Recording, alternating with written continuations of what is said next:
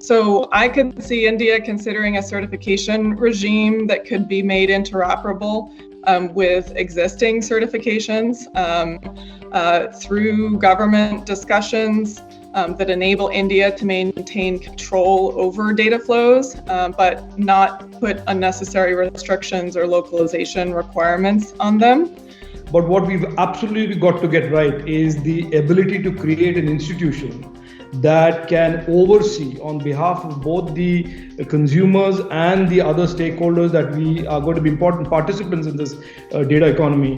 The capacity, the capability, the flexibility, the powers of enforcement, all of that needs to be very carefully. And I think that is simply the most important part of the bill.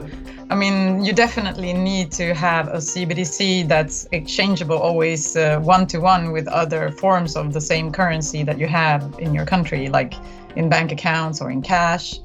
And it needs to be, of course, secure and available all of the time. So that's something that's, because we already have as consumers so many other options. If it becomes too cumbersome, then we're just not going to use it. So. And people sometimes talk about the American model and the Chinese model. I believe there'll be another model called the Indian model, which would be, which will talk more about the ethos of India and the collaborative, empathetic nature of doing business in India, versus a disruptive nature or a very insular approach. Yeah. The first one is for people not to think that the pandemic is over just because we have a few vaccines with interim results and emergency use authorization. As the DG was saying yesterday, he said, there's light at the end of the tunnel, but the tunnel ahead of us is still quite long and dark, and we have to get through that.